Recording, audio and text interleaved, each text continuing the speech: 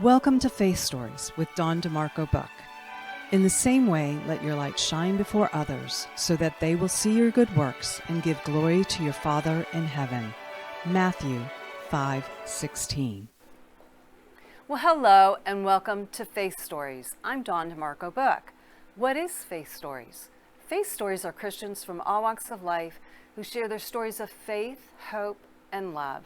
And my prayer is that through hearing these stories in the Word of God, you would come to know your Lord and Savior Jesus Christ. And how do you do that? Well, also through His Word, which is the Bible. So please reach out. If you need a Bible, please reach out to me at email faithstorieswithdawn@gmail.com. Okay, you guys, I have an amazing guest today. His name is Bryan Docobo. He is a South Florida attorney, speaker, and founder of the Coats Plus Foundation. After losing his young son Ethan to a rare genetic disease, he continues to fight for his son Liam while inspiring and guiding other men to lead with faith, strength, and integrity through life's greatest challenges. Okay, you guys, you're going to meet Bryan right after these messages, and he's awesome. Broughton Garage Door Sales now offers you a difference with the LiftMaster Secure View Ultra Quiet Smart Opener with camera, LED 360-degree lighting, and battery backup. Built-in camera adds video and two-way audio communication to the MyQ app. You can control, secure, and monitor your garage anytime, anywhere from your smartphone. Schedule today at Broughton.com. Just simply call Broughton. We open doors for you. Tavilla Properties, located at 11471 West Sample Road, Suite 17, located in Coral Springs, Florida, for all your commercial needs. Call Jan at 954-341-1632. That's 954-341-1632, or visit www.tavillaproperties.com. Discover Rosie's Garden. The collection draws inspiration from the beautiful niece of the founder, Rosie, who brought joy to many before passing too soon. Her beauty and spirit are reflected in every piece. Founded by two friends, Rosie's Garden is a female-owned brand passionate about creating stunning, elegant jewelry that embodies the concept of bellissima, the Italian word for beautiful. With a philosophy rooted in grace and elegance, the brand crafts each piece of jewelry using only the finest materials, including 18-karat gold and the highest quality craftsmanship, ensuring that every piece is a true work of art.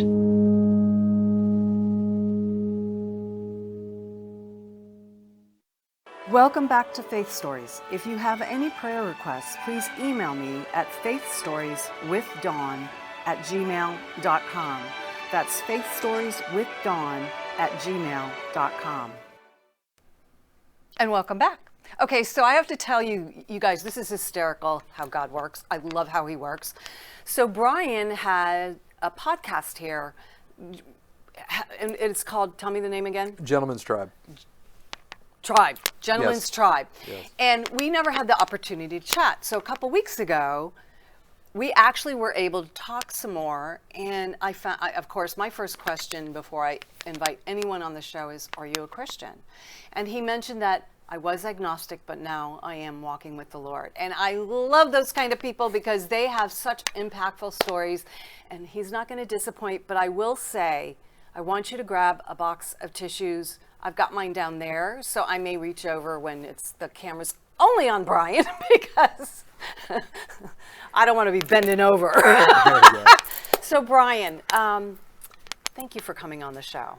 Thank you for having me. It's an honor to be here. I love your mission. I love your passion. And we had a chance to talk a little bit about what the show's about. And I just think it's a wonderful, unique show in a space that's greatly needed. Thank you. Thank you. And it's all God. I have nothing to do with it. Seriously, I just listen to Him. If He tells me no, okay, I don't force anything. At least sometimes I try to, and I'm like, yeah, step back, Dawn. It's interesting you say that because there's stuff in that realm that I would love to get to once we start getting more into the story. But I hear you when it's not really us, it's something working through us, and I appreciate that. Absolutely. Yeah. So Bryan, let's talk about your upbringing, because you're a new Christian. Yeah, so culturally Christian. We weren't a very religious family. Right. But we learned the Bible in the home. We were taught these values that are Christian values. Right. You know, I'll never forget my mom's words. What's the right thing to do? Yeah. Guiding principle. You know, and giving back, being there for people, not Right. just in words, but in body what you believe yourself to be. And you know, later on, it wasn't till I had a breaking in my life where I found my way to where I realized everything I was being taught were Christian values. Hello. I know Exactly. you don't Right. you don't understand necessarily what it is. Like, I knew that Jesus was my Savior as a little girl, right? But I came to know Jesus in my 30s. Amazing. You know, Yeah. that this relationship. But I didn't have that until I was in my 30s. Kind of like Jesus when he started preaching. But I'm not calling myself Jesus. Just kidding. Right, exactly. Well, you know, Far from it. but you know, there's a time where, look, it's we could guide and we could teach our children, you know, the path. But at the end of the day, I believe it takes experience, and a lot of times it takes very tough experiences. Right. I mean, even with Jesus and his walking, he was obviously built very different. No kidding. But there was 10 years where, you know, the lost years. Those weren't lost years. No. Those were the years Right. where he evolved, and then he began preaching at 30. So I think that story when really resonates with kind of, you know, not saying Jesus either. I know. but None of us are. It's an unlocking, okay? But where you kind of find a way to spirituality, you know, but that's what Jesus says. Jesus is the path. He's the way. He's the example out there to live your life, not just in what he was saying, but what he embodied and who he was, you know, was in this world. Right. These are lessons for us to follow. So that's why it speaks so much to me, that 10 years of he was evolving. He was a carpenter. He was doing what his heavenly Father wanted him to do, and then it's like, okay, now it's time, and now it's time to show Correct. who he is, not only back then but now. And so Bryan, I want you to talk about your journey with your sons and how that brought you to your personal relationship with Christ. Yes, it's I had 2 children with a life-shortening rare disease. My 4-year-old son, Ethan, in that picture, the young one there. Ethan and Liam, right? Ethan and Liam. Ethan Oh, went what to a heaven beautiful picture. last year on June 30th. Oh, wow. And we're fighting for the life of that other little boy. And we're doing everything we can. And what's interesting is, in our household, my wife is culturally Jewish, but not really, you know, and I was culturally Christian, but not really for a long time. But the way that we dealt with the grieving was a little different. Sure. For me, I kind of stepped into the masculine, saying, okay, I know it's a rare disease. They're saying it's hopeless, but if we could define it, we could attack it. Right. And I just got into... Well, men are like that, though. Yeah, they want to that's- fix your problem. That's how we're designed. Right. And, you know, and thank God. Yeah. No, seriously. It's a blessing to have men that are like that, you know? And I'm happy to hear you say that, because also I think that we, not to get too off base here, Right. but we're in a time where it's almost the competition of the masculine and feminine, where I believe it's more complementary. Right. Because what my wife brings to me is what I bring to her, and that's why It makes... it works. Exactly. Well, And- hello, you know, Yeah, God exactly. created man and woman. There you go. Marriage, hello. And exactly. So, but the way that I dealt with it was diving into the masculine. Let's go. We've made a lot of strides. You know, we found a drug for off-label use. We're utilizing stem cells. We have a gene editor to say yes to creating a gene therapy. I just have to raise a substantial amount of money. But what's interesting is this, is that the technology that needs to be developed to save my child, it's not just about one child. Right. It's not about one disease. Yeah. The technology that we're going to glean from this will affect not just rare diseases, it could affect age-related diseases, and also longevity interests out there with these certain vectors, which are delivery mechanisms for the gene therapies. Okay. But more importantly for this show, the purpose yes. is my wife dove more into a spiritual sense. Okay. Okay. Before you go into that, what I want to ask you before we get into that part, how did you know? What signs were in your children that they had this genetic disease? Because that may help parents out there who are walking through something that they don't understand, and you may be able to glean information for them. The disease is very newly understood, only since 2012. And when I speak about this, I want to talk to every parent out there that might be walking a medical journey with their children, because it is a rare disease. For us, we had 2 early births, very dramatic. We didn't know what was going on. Oh, really? We felt is the boogeyman out to get us, but it was related to the pathology of the disease. Then there were certain challenges, and we didn't really know what we were fighting until one day Liam had a seizure, and the process of that is to get an MRI, and it revealed calcifications and cysts in his brain. Okay. And then ultimately it uncovered, the path to learn what it was uncovered that it was a condition called Coates Plus syndrome. Okay. I would like to share with any parent out there, and that ties directly into my faith, is that when you're told that it's hopeless, it's one step at a time, it's one day at a time. Even if you don't see where it is going, take those steps. And that is deeply tied to my faith, because if we did not take the action that we had, there would be no Coates Plus Foundation. Right. There would be no treatment of care now for all the children that come after my children. Darn it, maybe we got a chance to save Liam. Well, exactly. Right. Wow. So now you've got your wife doing the spiritual part. Now, was she? You said she was Jewish, but she wasn't a practicing. No, not a practicing Jew. It wasn't even Judaism that she was into. It was more type of philosophy. But what's interesting is, I sit in an interesting seat, and I will say this is because a life of somebody that was mainly, quite candidly, agnostic for 43 years. Okay. That has a culturally Jewish wife, from a cultural Christian background, that's understanding these deeper spirituality, that has a curious mind to learn, reading Eckhart Tolle, other things. You start realizing that a lot of this is seeing something similar from the same frame. I believe what speaks to me in my life is the Christian framing of that. Right. That's who I am as a person. I'm respectful of other people, but that's kind of where I sit. Right. So how did you start going to church then? I mean, because it's obviously God was stirring in you. He was. He didn't want to let you go because He doesn't want to lose any of us, you guys. He wants all of us in heaven. And I didn't know it at the time. Of course but that's not. exactly what was happening. Yeah. I'm pretty tough. I have grit. Okay, but when certain relationships in my life aren't where they should be, I begin to fracture. Okay. I was in that place probably 3 years ago now, where, we're battling the onslaught of the rare disease while we're trying to find a cure, while we're trying to raise 2 special needs kids. Well, my wife can't work part-time to take him to all these medical institutions. I have my law practice that I have to keep running. Oh, by the way, I have to start a foundation. Right. And it's just this deluge. Balls in the air trying to balance them all, Balancing them all, juggling, and what's at stake. And I reached a point where I began to fracture. Yeah. Okay. And understood. I mean, oh my gosh, how can you handle all of that and not fracture?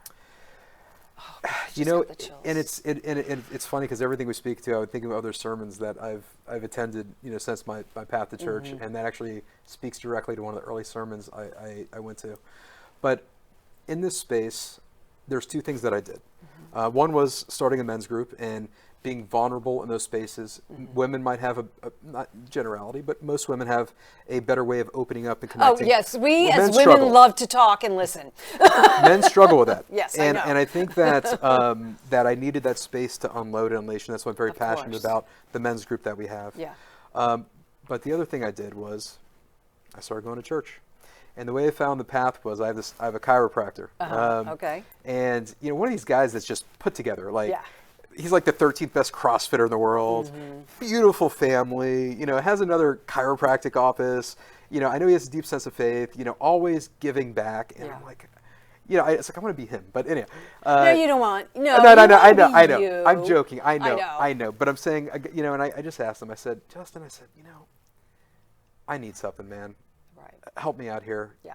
where do you go to church? And he says, I Because go. he does practice, because I've been to him, and he does. Justin Brown, by the way. He will talk about faith and while he's working on you. I mean, and if you are a Christian boy, you just talk about Jesus the whole time, which is awesome.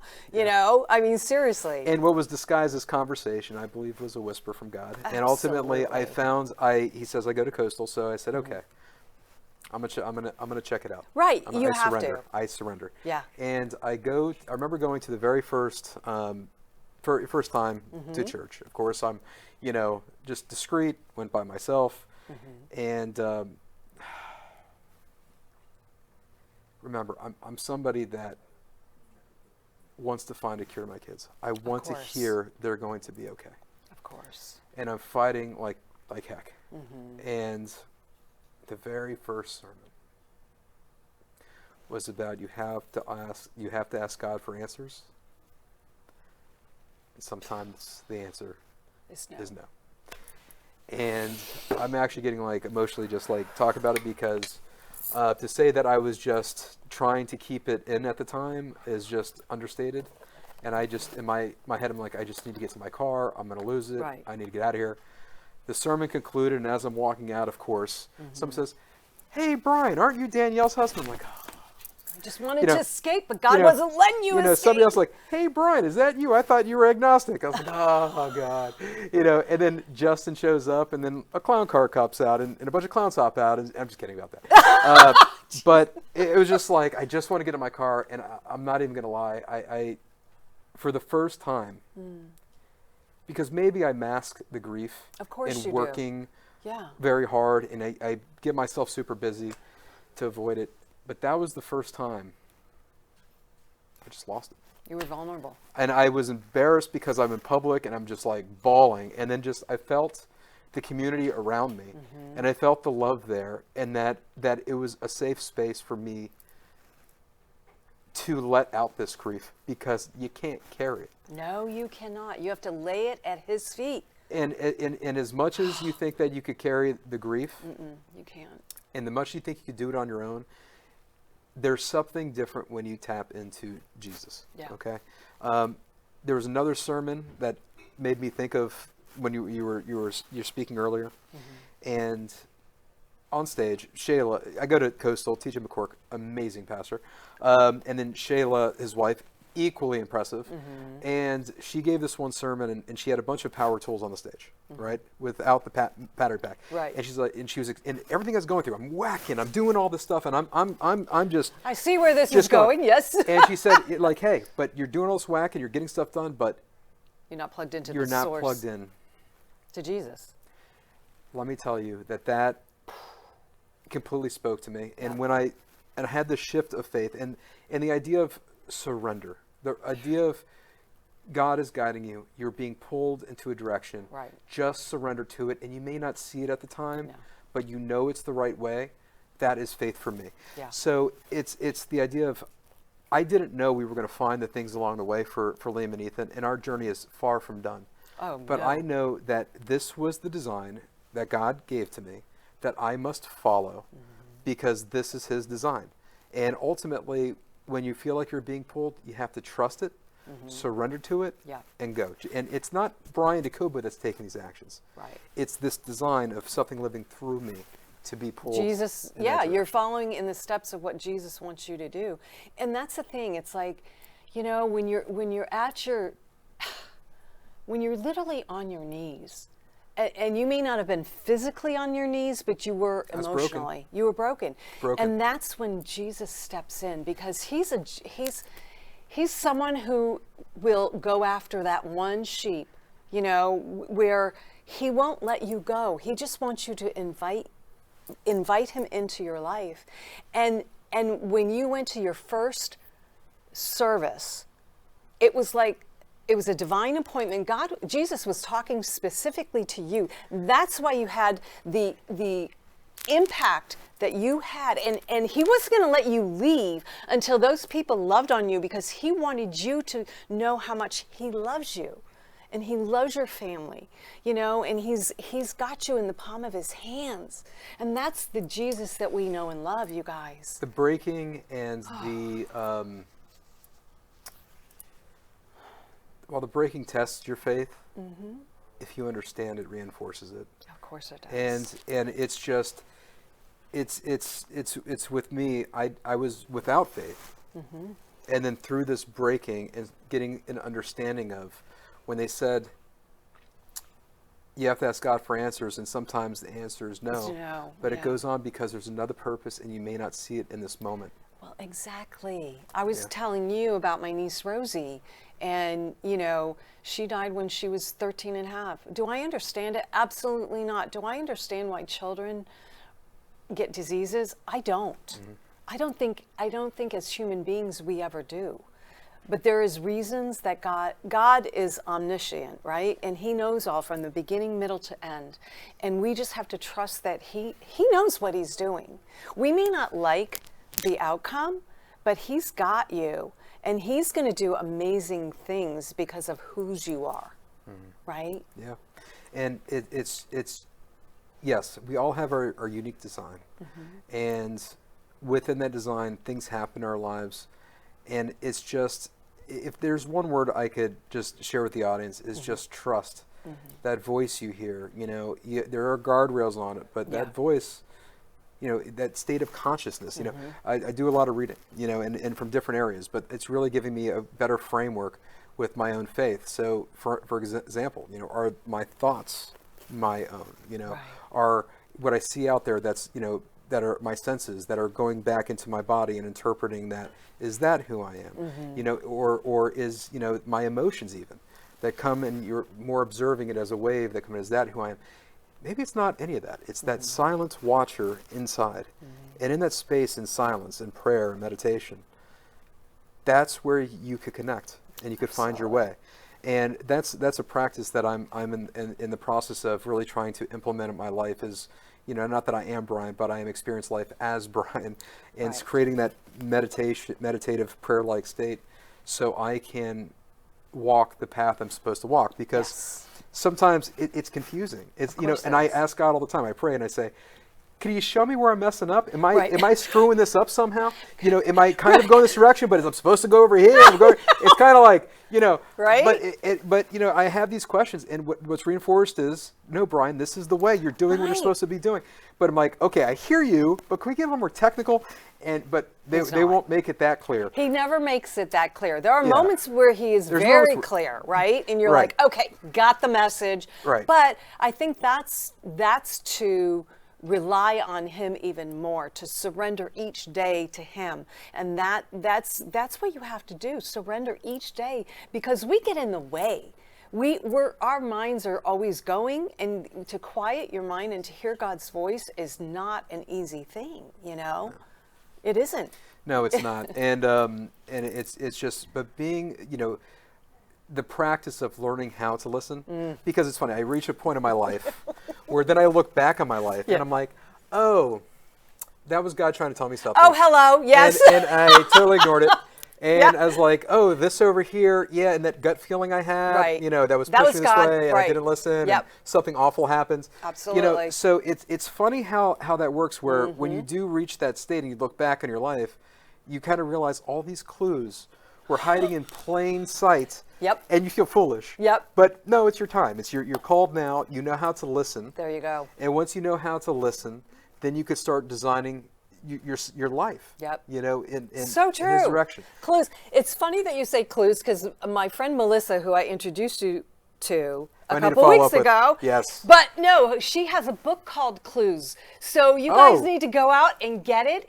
And it's all about listening to the clues that God gives you, because he is in communication with you. You're just too busy to hear. You know? It's so true. I could chuckle now, because this was all stuff that was off my radar for 4 years. Now I'm looking back and I'm just, you know, have a better understanding. And I just have to, you know, I kick myself, yes, but at this point there's nothing that can be done. But you know, I can listen now going forward. That's it, right? So that's something that I'm practicing on. But I have a question for you. All right. Flip the script here. So as a new Christian or newer Christian, and I feel that I've kind of dove right into it. Obviously, we discussed a bit of our story. What advice would you give a guy like me, or other people in your audience that, you know, they're being exposed to, you know, Christian stories through your show, and may not be, fully going to church, but are kind of interested. Right. What advice would you give people like us to kind of, that might help with the path? I think the best advice I can give is to find a Bible teaching church and to make sure they teach the Bible, because it is an equal opportunity offender. You may not like what you hear, but then that's the correct church you need to be in, because we need the word spoken. We need God's word spoken. That's what I would say. And getting into a men's group is really important. Women's group, whatever, small group. You know, Community. those are the community, and getting tied in. That community at Coastal wasn't going to let you escape. Yeah. Man, they were on it. They were like, we need to go after this guy because he needs to be loved on, and that's what I would recommend. Right. It's a wonderful community there, and unfortunately, life happens where I can't go every single Sunday. But you can watch. But when I go, I did watch online. He actually did a great thing on leadership recently. Yeah. But anyway,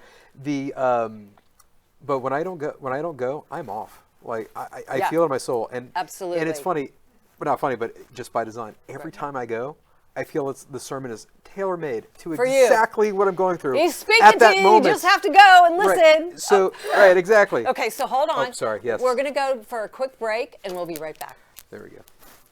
Broughton Garage Door Sales now offers you a difference with the LiftMaster Secure View Ultra Quiet Smart Opener with camera, LED 360-degree lighting, and battery backup. Built-in camera adds video and two-way audio communication to the MyQ app. You can control, secure, and monitor your garage anytime, anywhere from your smartphone. Schedule today at broughton.com. Just simply call Broughton. We open doors for you.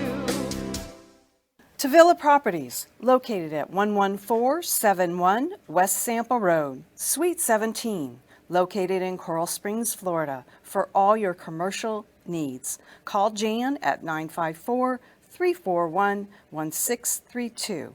That's 954-341-1632, or visit www.tavilla.properties.com. Discover Rosie's Garden. The collection draws inspiration from the beautiful niece of the founder, Rosie, who brought joy to many before passing too soon. Her beauty and spirit are reflected in every piece. Founded by two friends, Rosie's Garden is a female-owned brand passionate about creating stunning, elegant jewelry that embodies the concept of bellissima, the Italian word for beautiful. With a philosophy rooted in grace and elegance, the brand crafts each piece of jewelry using only the finest materials, including 18-karat gold and the highest quality craftsmanship, ensuring that every piece is a true work of art.